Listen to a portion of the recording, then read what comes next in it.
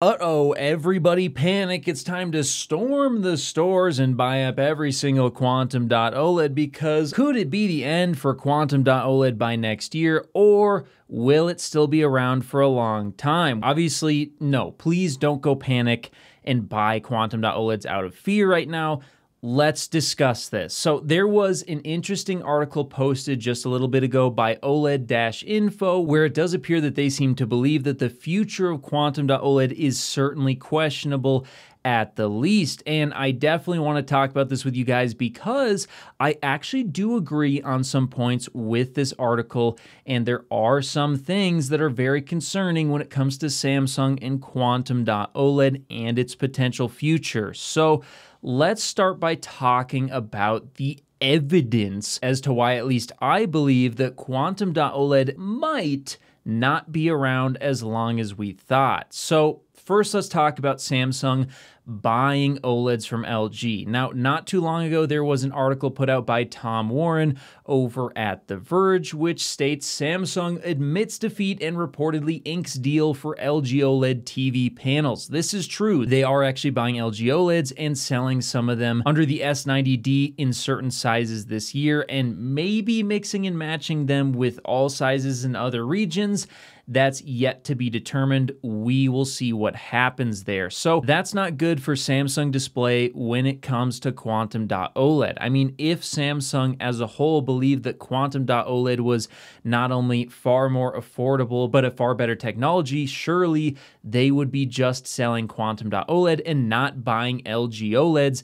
At least that's my opinion. So there's strike one. That is not good. But the second bit of evidence as to why I believe that the future of Quantum.OLED may be questionable, probably more so for TVs, is because, well, Samsung seemingly can't get any buyers for their Quantum.OLED TV panels. Now, I'm not talking about you and me watching this video, or I guess me producing it. I'm talking about, well, people like Sony, LG, etc. It just seems like they're not able to get people to actually buy these panels. And in fact, the only person they were ever able to get, as far as I'm aware, is Sony, which now seems to be no longer the case. As you can see here via a Reddit leak, it looks like this year Sony is no longer using Quantum.OLED, and in fact, they're going to be moving to Mini LED and WOLED for their most premium TVs. So that's another huge blow to Samsung Display when it comes to the future of Quantum.OLEDs. And honestly, another piece of evidence I think could support this theory is that, at least to me, it seems like Samsung Electronics may actually not be that interested in the success of Samsung Display's Quantum.OLED technology. Samsung has always considered the 8K 900 series mini LED TVs to be their flagship product, but recently it seems like Samsung isn't even trying to make Quantum.OLED look that good anymore, at least in my eyes. And the reason why I say this is because not only did they equip the S95D with a matte finish, which has traditionally been associated with budget or low quality displays for good reason, but the S90D Quantum.OLED, which has the glossy panel, also appears to be at times no better than the S95C due to some strange tone mapping issues that I've been seeing in some early testing. So it just seems like Samsung overall is far more interested in trying to hype up and sell their 8K mini LEDs rather than OLED, at least in the year of 2024, again, in my opinion. Now, monitors may be more safe because they do have buyers. I mean, you can see MSI, Asus, a ton of different companies selling their own versions of the 32-inch Quantum.OLEDs, and they are great, which, by the way, I do want to mention, this isn't like me having a hit piece on Quantum.OLED because I hate Quantum.OLED. In fact, I absolutely love Quantum.OLED, and from a technological standpoint, I actually do believe in many ways it is superior to WOLED when harnessed correctly. But I digress. They do actually have buyers for Quantum.OLED monitors, but according to, once again, the website OLED-Info, Quantum.OLED monitors are successful, but as display makers including Samsung, BOE, LGD, TCL, and CSOT, and others are racing to build 8.6 Gen IT AMOLED production lines, it's likely that these lines will be used to produce monitor panels, which put more pressure against its Quantum.OLED technology. And guys, I think it's very important to consider that these AMOLED production lines, as well as the RGB OLEDs that people are trying to create, will, well, potentially, at least some of them hopefully, will have the RGB layout, as well as no magenta tinting problem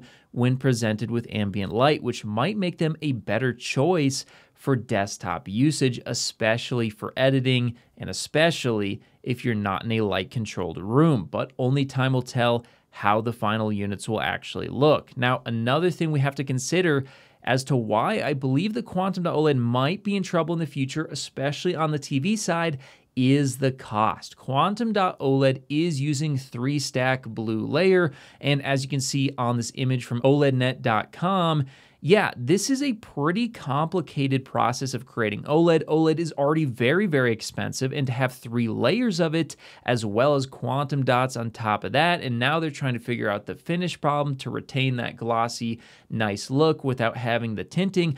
All of this is getting incredibly complicated and expensive, and this is making it, at least I believe, probably a lot less profitable than mini LED, which I think is going to lead to Samsung potentially changing its course when it comes to TVs and maybe even monitors in the future if this cost is not able to get reduced. And the holy grail, the saving throw, the Hail Mary that everybody thought would fix it, PHOLED, might also have issues. Now, it is going to be far, far more efficient, and that's great to see. However, it sounds like the lifespan could still be a big problem, meaning that triple stack PHOLED may now be required. So if they can't get away from triple stacking blue light, that's going to continue to be expensive, and in fact, with PHOLED, even more expensive. And of course, there are the technical issues as well, such as the triangle subpixels leading to the chromatic aberration around objects, the magenta tinting when presented with ambient light that does destroy the contrast,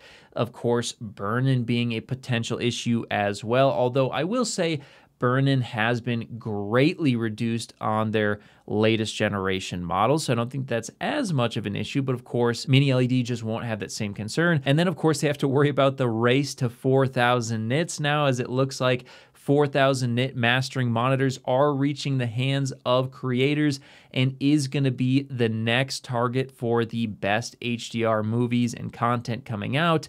And all of this altogether, guys, I think does raise some serious red flags, specifically for larger TV panels, but potentially even monitors in the future, where it might be the case that if they can't get these costs down, I do think they will start to shift their focus over to mini LED on TVs and potentially getting away from Quantum.OLED eventually on monitors as well. Now, of course, only time will tell, and maybe they can make some really big breakthroughs when it comes to the cost as well as the performance of these panels in the future. But I did want to make this video as, yes, I do think that Quantum.OLED is in trouble, again, especially on the TV side, since they just can't get anyone to buy them. They're really expensive, and they do have some issues which seem to be incredibly difficult to fix. But regardless, I do think that Quantum.OLED panels today are among some of the best. In fact, you'll find affiliate links in the description below to a ton of Quantum.OLED